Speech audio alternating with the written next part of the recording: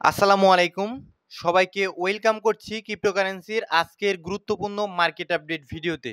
আর আজকের ভিডিও শুরু করার আগে একটি ডিসক্লেমার, আমি ভিডিও তৈরি করি এডুকেশনাল ভিডিও। সেই ক্ষেত্রে এইটাও কিন্তু একটা এডুকেশনাল ভিডিও। কোনোভাবেই কোনো ফাইন্যান্সিয়াল অ্যাডভাইস নয়। আর যারা এখন পর্যন্ত আমাদের টেলিগ্রাম চ্যানেলে জয়েন হননি, তারা কিন্তু ডেসক্রিপশন বক্সে টেলিগ্রাম চ্যানেলের লিঙ্ক দেওয়া থাকবে। টেলিগ্রাম চ্যানেলে জয়েন হবেন। টেলিগ্রাম চ্যানেলে জয়েন হওয়া আমাদের জন্য গুরুত্বপূর্ণ কেন? কারণ বিভিন্ন নিউজ যেগুলো আমি কিন্তু ইউটিউব চ্যানেলে কভার করতে পারি না বিভিন্ন সমস্যার কারণে, সেইগুলো কিন্তু আমরা টেলিগ্রাম চ্যানেলে কিন্তু কভার করে দেওয়ার চেষ্টা করছি। গতকাল ফান্ডামেন্টাল নিউজগুলো যদি আপনি দেখেন, গতকাল রাত থেকে বিভিন্ন ধরনের নিউজ কিন্তু উঠে আসা স্টার্ট করেছে, যেগুলো কিন্তু আমি টেলিগ্রাম চ্যানেলে কভার করে দিয়েছি। তো টেলিগ্রাম চ্যানেলে জয়েন হয়ে থাকার চেষ্টা করবেন। তো আমাদের গ্লোবাল পলিটিক্সের বিষয়াদি যদি আমরা চিন্তা করি, সেই ক্ষেত্রে আমাদের যেটা আমরা মনে করেছিলাম যে যেটা হবে না, সেইটাই কিন্তু হওয়ার একটা সম্ভাবনা থাকছে। বিকজ আপনারা টেলিগ্রাম চ্যানেল থেকে নিউজগুলো পড়ে নিবেন, ঠিক আছে? তো আমাদের টেনশনটা কিন্তু ক্রিপ্টো মার্কেট সহ অন্যান্য বিভিন্ন ফরেক্স মার্কেট বলেন, বিভিন্ন মার্কেট, স্টক মার্কেট বলেন, সমস্ত মার্কেট প্লেসে আমাদের টেনশন কিন্তু বেড়ে গিয়েছে আমাদের গ্লোবাল পলিটিক্যাল বিভিন্ন নিউজের কারণে, ঠিক আছে? তো সেই ক্ষেত্রে আমাদের এখন আমরা একটা এম মানে এমন একটা মুহূর্তে এসে দাঁড়িয়েছি, যেইখান থেকে কিন্তু আমাদের সিদ্ধান্ত নেওয়া খুব একটা সহজ কাজ নয়। এখন কিন্তু আর বোঝা যাচ্ছে না মার্কেট এখান থেকে কি পাম্প করতে পারে নাকি মার্কেট এখান থেকে ডাম্প করতে পারে। এইরকম একটা সিচুয়েশনে এসে আমরা দাঁড়িয়েছি। তো এইরকম সিচুয়েশনে আমরা লাস্ট কবে দাঁড়িয়েছি আমি কিন্তু মনে করতে পারছি না। ক্রিপ্টো মার্কেট ডাম্প হবে, পাম্প হবে, এটাই কিন্তু স্বাভাবিক।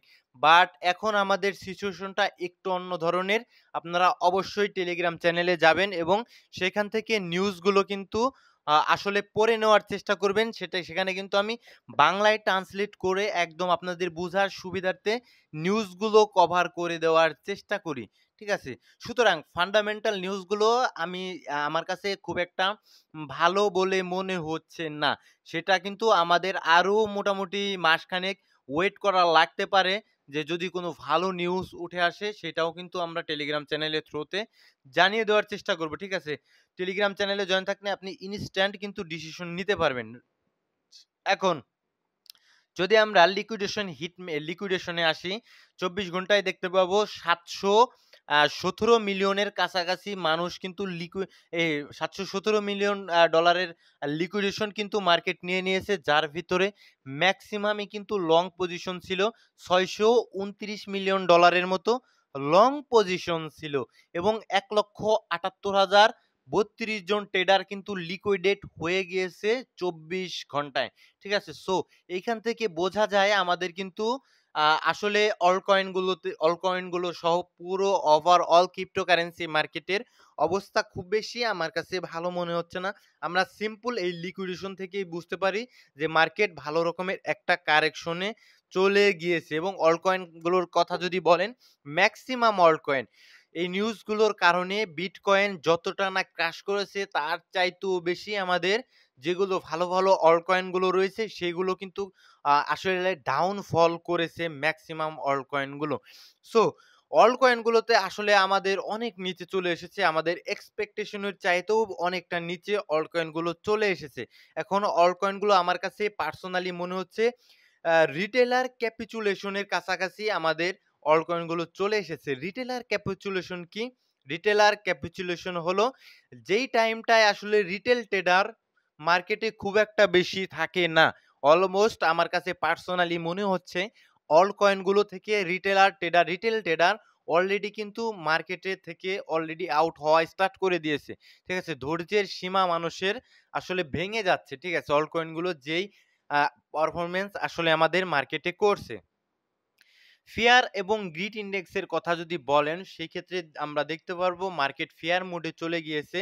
এখন স্কোর রয়েছে 42 র কাছাকাছি এবং ভলিউম যদি দেখেন উইকেন্ড রয়েছে। ভলিউম খুব একটা বেড়েছে বলে আমার কাছে মনে হচ্ছে না, মাত্র 6% এর মতো ভলিউম রয়েছে এবং আ আমাদের জন্য কিন্তু মানডে কিন্তু খুবই ইম্পোর্টেন্ট হতে যাচ্ছে। ঠিক আছে? কারণ মানডেতে যদি স্টক মার্কেট ওপেন হওয়ার পরে আমেরিকান স্টক মার্কেট ওপেন হওয়ার পরে যদি আমরা দেখি, সেদিকে আমাদের লক্ষ্য রাখতে হবে। মানডেতে যদি আমাদের আমেরিকান স্টক মার্কেট ওপেন হওয়ার পর যদি সেইখানে কোনো ডাউনফল আমরা দেখি, সেই ক্ষেত্রে সম্ভাবনা থাকবে ক্রিপ্টো মার্কেটেও কিন্তু একটা ডাউনফল চলে আসার সম্ভাবনা থাকবে। ঠিক আছে? এক্সাক্টলি হবে এরকম কোনো মানে নেই, সম্ভাবনা থাকবে। সবসময় আমি এডুকেশনাল পারপাসে ভিডিও মেক করার চেষ্টা করি। তো এইটাও একটা এডুকেশনাল ভিডিও।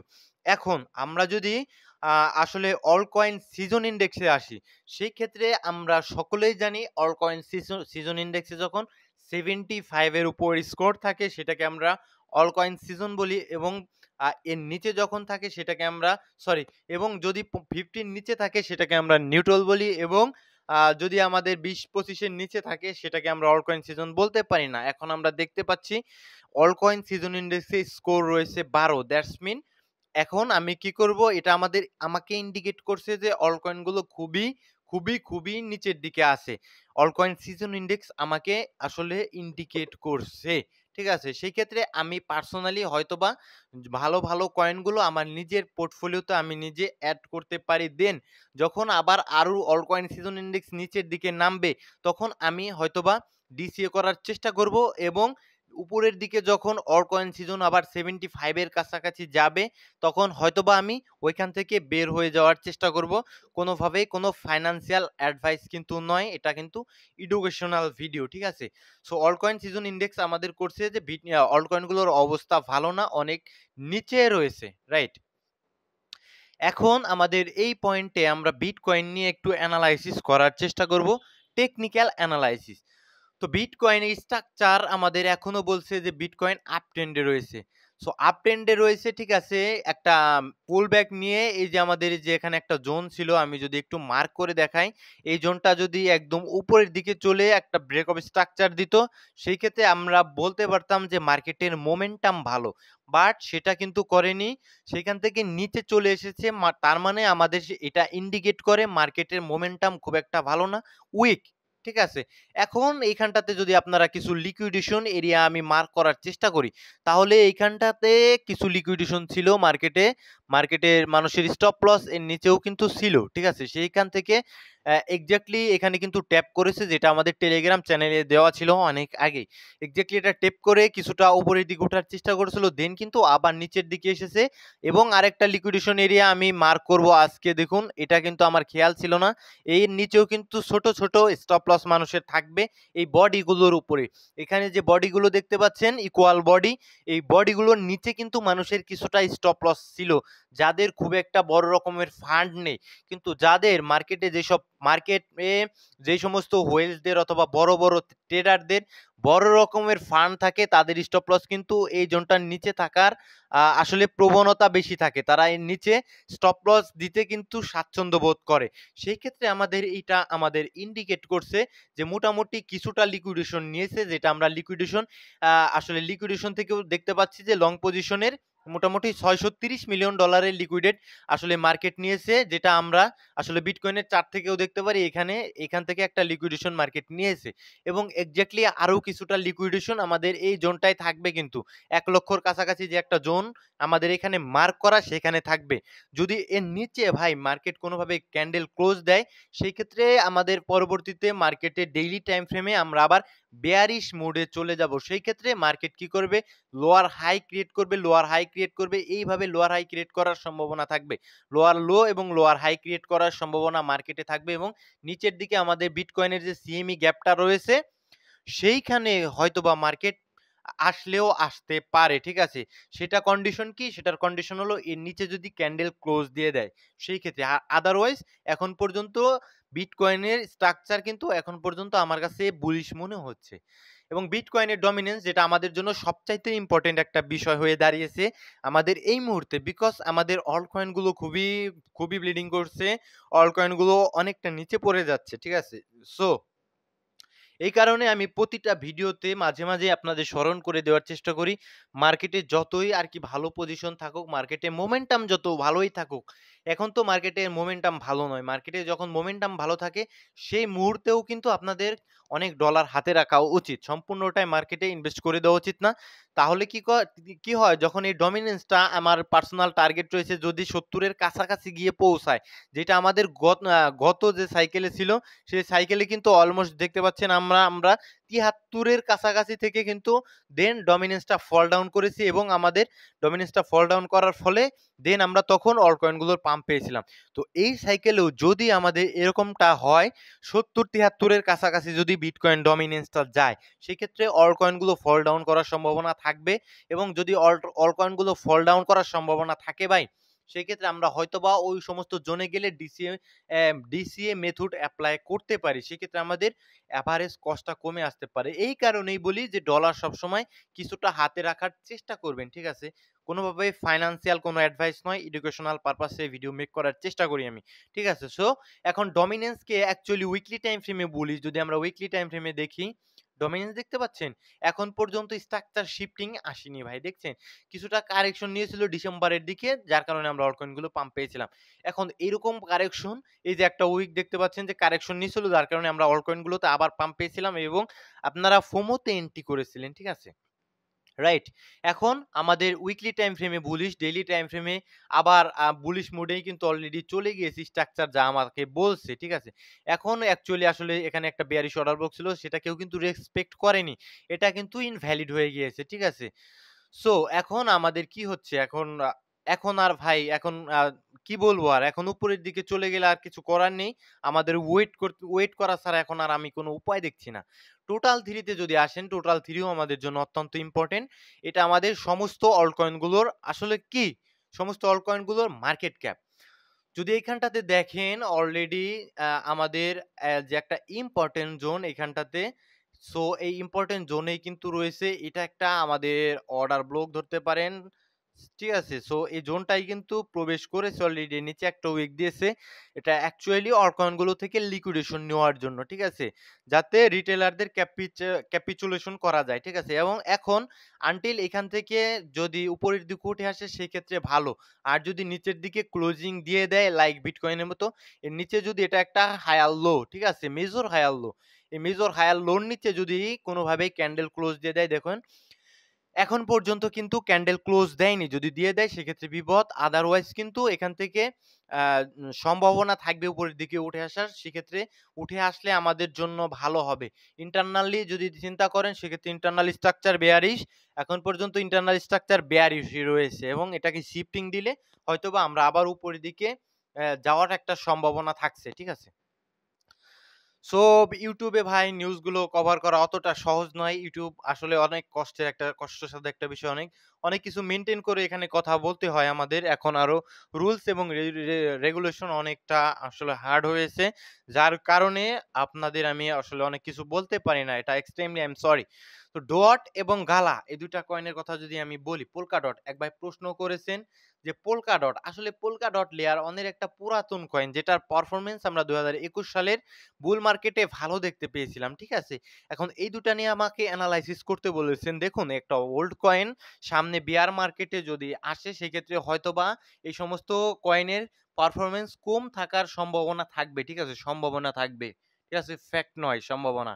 সো এইখানটাতে যদি আমরা আপনি দেখেন সেক্ষেত্রে আপনার পোর্টফোলিওতে যদি থাকে, আমার পোর্টফোলিওর কথা আমি বলছি, আমার পোর্টফোলিওতে যদি থাকে সেক্ষেত্রে এর নিচে আসলে আসলে $2 এর কাছাকাছি যদি আসে এই পোল্কা ডট, সেক্ষেত্রে আমি একটা ডিসিএম মেথড এপ্লাই করার চেষ্টা করব। আদারওয়াইজ এখন যে পজিশনে রয়েছে একদম সাপোর্ট কিন্তু ব্রেকডাউন করে দিয়ে নিচের দিকে কিন্তু অলরেডি ক্যান্ডেল ক্লোজ দেওয়ার একটা সম্ভাবনা জাগিয়েছে। সেক্ষেত্রে হয়তোবা আমরা এই পোল্কা ডটকে আসলে আপাতত আমি বাইং করছি না। আমার উপরের দিকে যেগুলো রয়েছে সেগুলোই থাকবে এবং যদি নিচের দিকে আসে $2 এর কাছাকাছি আসলে আমি পার্সোনালি একটা পার্ট দিয়ে ডিসিএ করার চেষ্টা করব। আদারওয়াইজ আমি পোল্কা ডটে আপাতত যাচ্ছি না। পরবর্তীতে যখন আমাদের প্রিমিয়াম জোনে চলে আসবে, যখন স্ট্রাকচার শিফটিং দিবে এবং পাম্প করে যখন প্রিমিয়াম জোনে আসবে, আমি তখন হয়তোবা এখান থেকে বের হয়ে যাওয়ার চেষ্টা করব, রাইট?